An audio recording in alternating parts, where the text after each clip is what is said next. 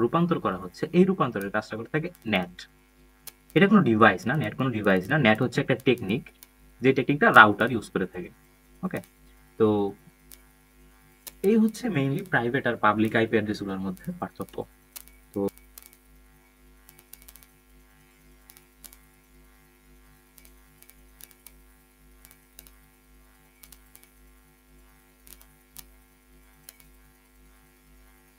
তো এই বিষয়ে যদি আরেকটু বিস্তারিত বলতে চাই প্রাইভেট আর পাবলিকের ক্ষেত্রে, এই যে যেমন এখানেও সেম ভাবে একটা ডিভাইস দেওয়া অ্যান্ড এখানে একটা পাবলিক আইপি দেওয়া।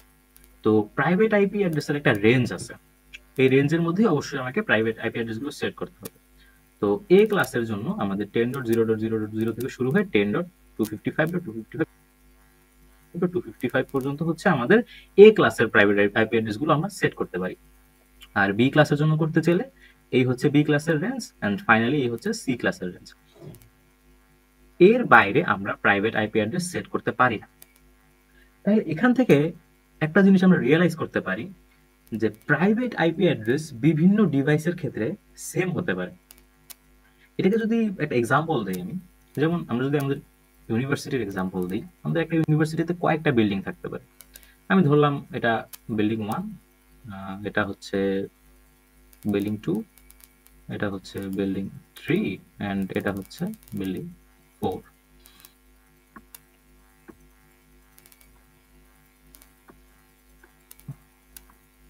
ওকে, এখন এই বিল্ডিংটার অবশ্যই কতগুলো ফ্লোর আছে। তো আমরা জানি ফ্লোর অনুযায়ী হচ্ছে রুমের নাম্বারটা হয়। যেমন একতলায় যে ফ্লোরটা আছে ওটার নাম্বারটা হতে পারে 101, দুই তলায় যেটা আছে ওটা হতে পারে 202 আর 203, যে কোনো কিছু হতে পারে। এখন এই 2 নাম্বার যে বিল্ডিংটা আছে এই বিল্ডিং এ কি আসলে অন্য কোনো রুম নাম্বার হবে? এই বিল্ডিং এ কিন্তু আসলেও আমরা দেখবো যে 1 নাম্বার যে ফ্লোর আছে ওই ফ্লোরে 101 দিয়ে রুম নাম্বার শুরু হচ্ছে, এন্ড দুই তলায় যখন যাওয়া হচ্ছে তখন 201 অথবা 202 অথবা এরকম ভাবে রুম নাম্বারটা দেওয়া হচ্ছে। এক্সাক্ট সেম ভাবে আমি এখন থার্ড বিল্ডিং এ যাই আর ফোর্থ বিল্ডিং এ যাই, প্রত্যেকটা জায়গায় আমরা রুম নাম্বারটা কিন্তু একই রুম নাম্বার আমরা হচ্ছে বিভিন্ন জায়গায় দেখতে পাচ্ছি। তার মানে এই যে রুম নাম্বার যেগুলো আছে এই নাম্বারগুলা এই বিল্ডিংটার জন্য কি প্রাইভেট, রাইট? এই নাম্বারগুলো এই বিল্ডিংটার জন্য প্রাইভেট। কিন্তু এই টোটাল যে বিল্ডিংটা আছে এই বিল্ডিংটার তো একটা নাম আছে, অথবা এই যে টোটাল সবগুলো যে বিল্ডিং আছে আমি ধরছিলাম কি এটা একটা ইউনিভার্সিটির বিল্ডিং। তো আমি একটা ইউনিভার্সিটির এখানে নাম দিতে পারি। আমি ধরলাম এই ইউনিভার্সিটির নাম হচ্ছে ডিআইইউ। তো আমাকে যখন কোন একটা প্রোডাক্ট কিনে এই বিল্ডিং গুলোর জন্য কেন কেন লাগবে, সাপোজ আমাকে এই 101 নাম্বার রুমে একটা মনিটর লাগবে সাপোজ। তো এই মনিটরটা যদি আমি কিনতে চাই কোন একটা বাইরের একটা দোকান থেকে, আমি কিন্তু এই দোকানে বলতে পারবো না যে আমার 101 নাম্বার রুমের জন্য লাগবে। সে কখনোই বুঝবে না 101 নাম্বার রুম কোথায়, 101 নাম্বার রুমের অভাব নেই। আমাকে বলতে হবে যে আমাকে ডিআইইউর জন্য হচ্ছে একটা মনিটর লাগবে। সে কি করবে, এটা ডিআইইউ কে পাস করবে, এন্ড এই ডিআইইউর কাছে যে অথরিটি আছে এই অথরিটি কি করবে, তার জায়গা মতো হচ্ছে এই মনিটরটাকে পৌঁছে দেবে। তো এই যে অথরিটি, এই অথরিটির কাজটা করে হচ্ছে নেট। অর্থাৎ নেট জানে যে কোনো একটা ইনফরমেশন কোন ডিভাইস থেকে আসছে, অ্যান্ড ইন্টারনেটের কোন ওয়েবসাইটের অ্যাক্সেস আছে, অ্যান্ড ইন্টারনেট যখন আবার ওই ইনফরমেশনটাকে এই রাউটারের কাছে অথবা নেটের কাছে দিচ্ছে, দেন নেট আবার ওই পার্টিকুলার ডিভাইসেই এই ইনফরমেশনটা পাস করে দিচ্ছে।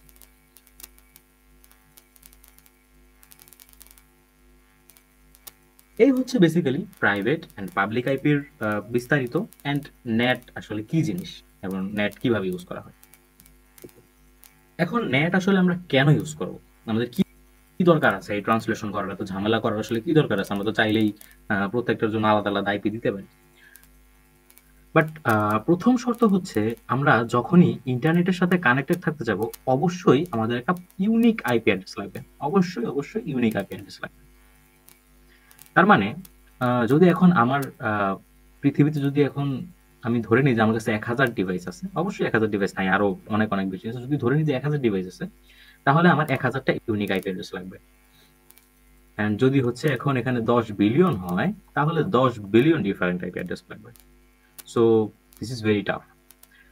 তো আমরা আমাদের হচ্ছে যেটা লাস্ট ভার্সন অফ আইপি আছে সেটা ছিল IPv4, অ্যান্ড লেটেস্ট ভার্সনে আসছে হচ্ছে IPv6।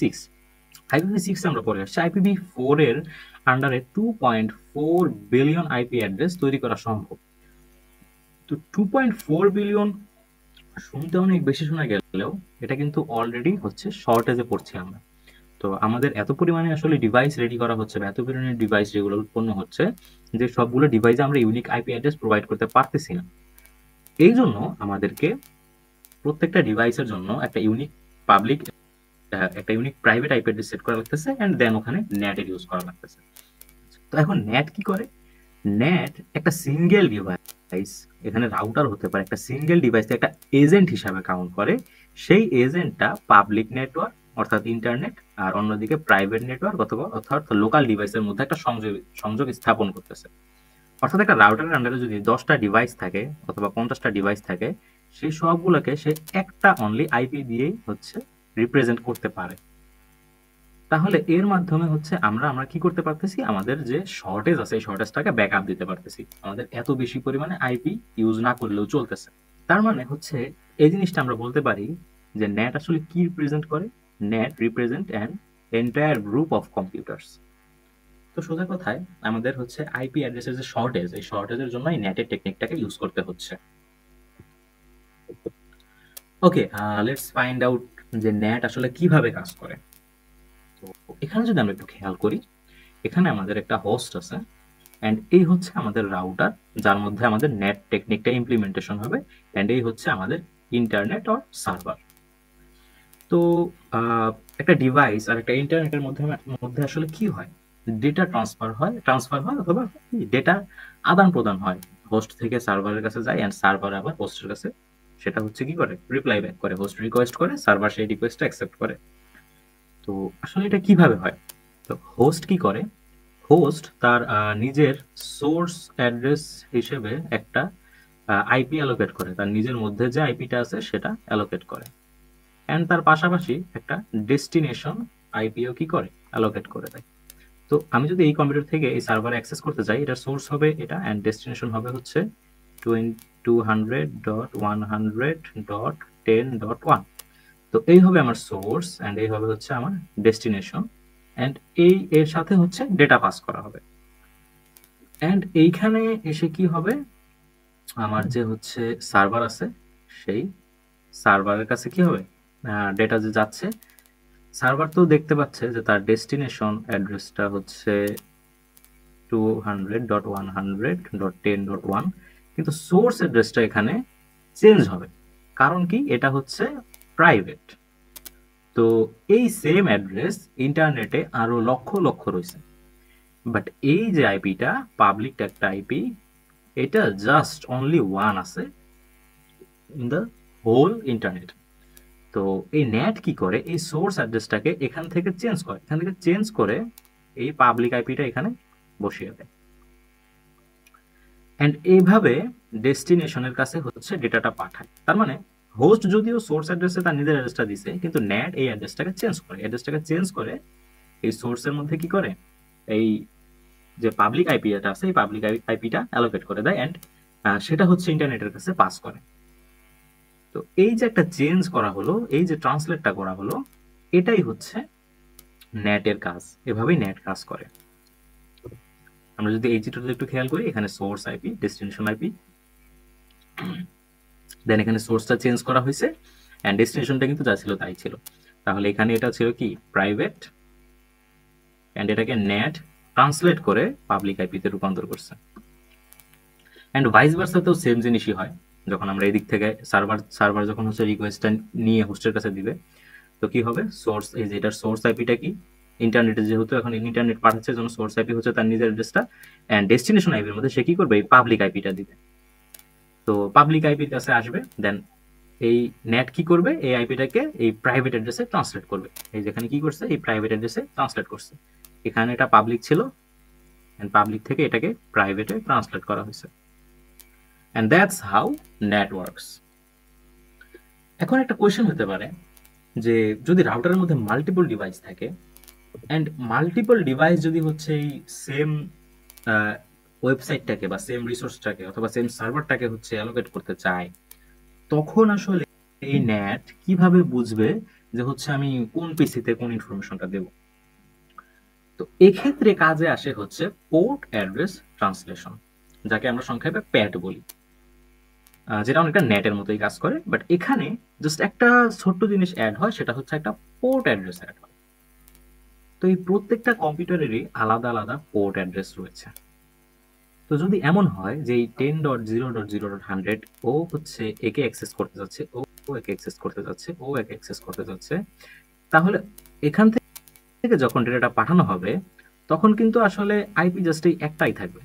এখানে যদিও ভিন্ন ভিন্ন আইপি আছে,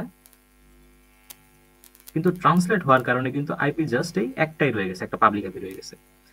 তখন হবে কি, এর সাথে যদি আমরা এর একটা পোর্ট অ্যাড্রেস, আমি ধরে নিলাম এটার পোর্ট অ্যাড্রেসটা হচ্ছে 80, এটা হচ্ছে 81 এন্ড এটা হচ্ছে 82। আমি যখন ডেটা পাস করছি, নেট যদি আমার এই ডেটার সাথে, এই সোর্সের সাথে আর ডেস্টিনেশনের সাথে যদি একটা পোর্ট অ্যাড্রেসও দিয়ে দেয়, সাপোজ এখানে যদি 80 দিয়ে দেয়, তাহলে কিন্তু আমার নেট খুব সহজে বুঝতে পারে যে ও এই এক্স্যাক্ট এই কম্পিউটারটাই কি করছে, এই ডিভাইসটাই এই ইন্টারনেটের জন্য অ্যাক্সেস চাইছে অথবা এই সার্ভারের জন্য অ্যাক্সেস চাইছে। এর মাধ্যমে সেই যে পলিউশনগুলো আছে, পলিউশনগুলোকে ডিটেক্ট করতে পারবে, আর পলিউশনগুলো যেন না হয় সেটা হচ্ছে প্রিভেন্ট করতে পারবে। এভাবেই হচ্ছে পোর্ট অ্যাড্রেস ট্রান্সলেশন অথবা পিএটি করা হয়, যেটা এই নেটওয়ার্ক অ্যাড্রেস ট্রান্সলেশনের একটা এক্সটেন্ডেড ভার্সন বলা যায়। তো এই যে টেবিলটা দিকে যদি একটু তাকাই, আমরা দেখবো যে প্রত্যেকটা আইপির সাথে একটা করে পোর্ট দেয়া হয়েছে। তো যদিও এখানে এই পাবলিক আইপি সবগুলোর সেম,